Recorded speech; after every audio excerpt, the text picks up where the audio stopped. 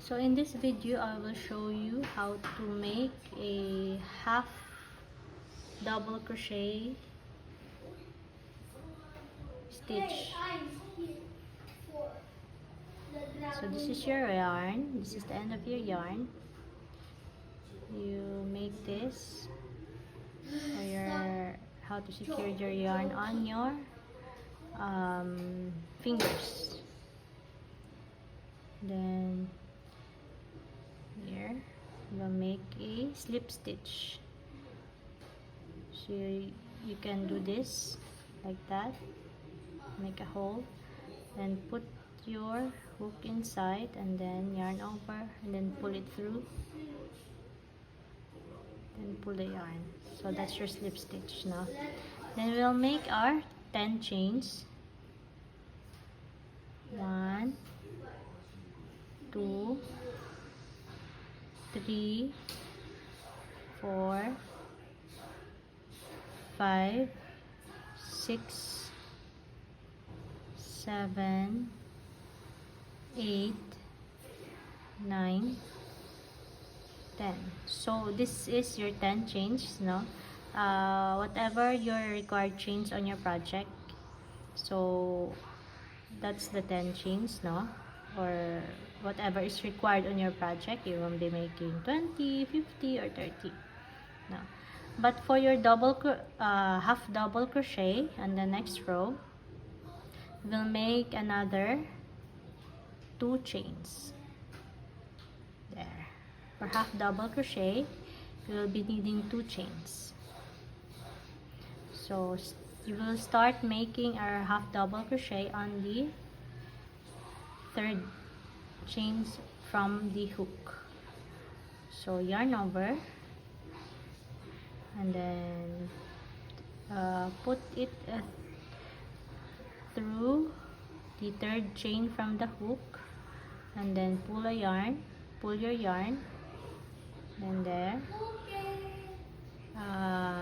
make sure you have 3 loops on your hook. 1 2 3, and then yarn over and then pull your yarn through the 3 loops.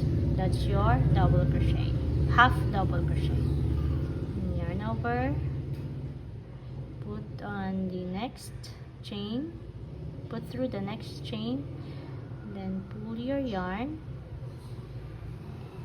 and we have 3 1 2 3,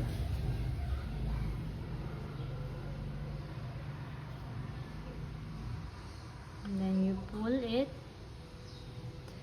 through the 3 loops. So another yarn over, put it through the next chain, then pull your yarn.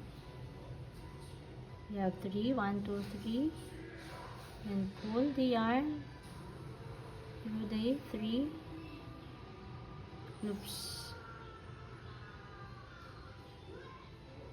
There. Yarn over, next chain, pull your yarn and pull it through the 3 loops.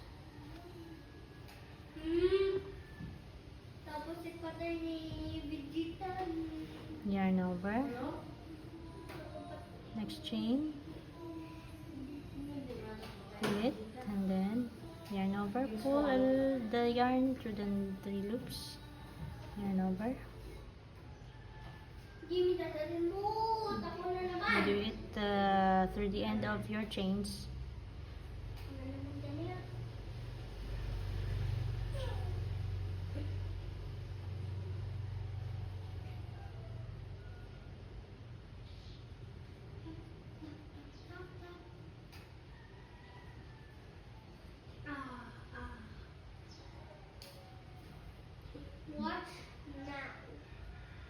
Next chain,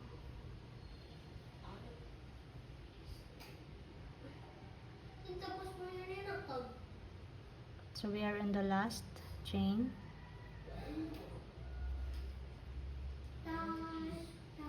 There.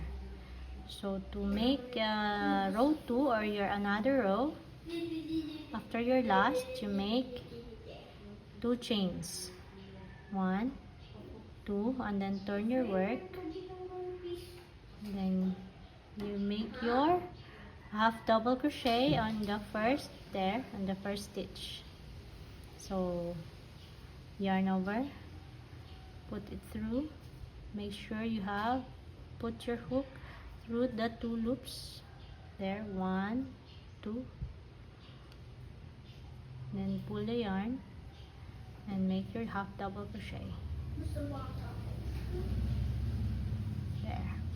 So you make it another one, so make sure you have the 2.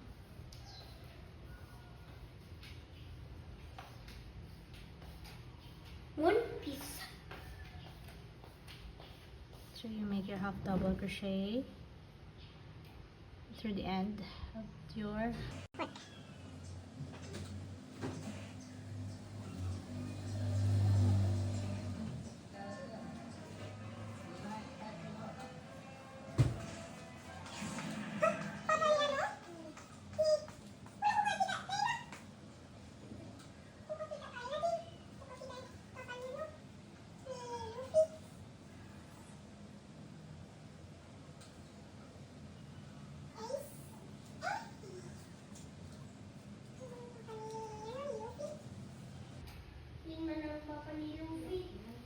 So we are at the end of our loop. There.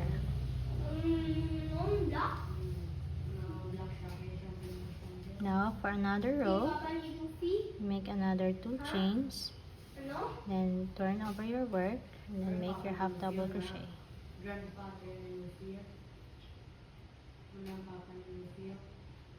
Hi. Gusto ko mag-ganito ulit grandfather ni Luffy.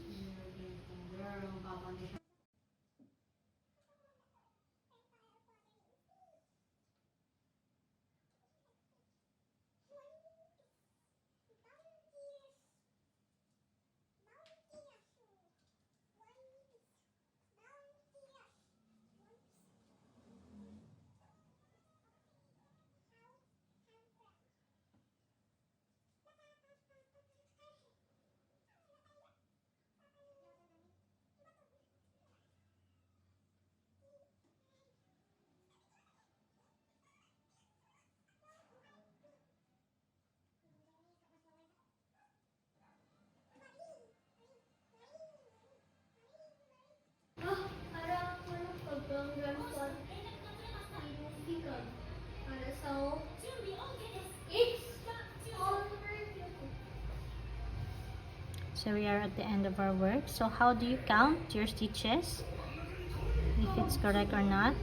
Count from here. 1, 2, 3, 4, 5, 6, 7, 8, 9, 10. So we have 10 half double crochet. So to fasten it off, you make another chain and then pull your yarn. Got it? You pull it and then you tighten it. There.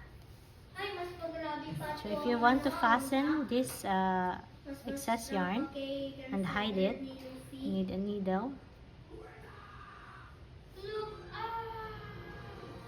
And then make sure to hide it on the back.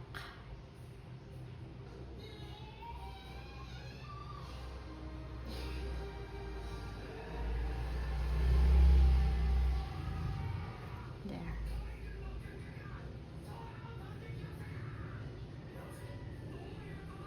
Don't pull it too hard, no. Just have to fasten it. There. Just hide it anywhere you want.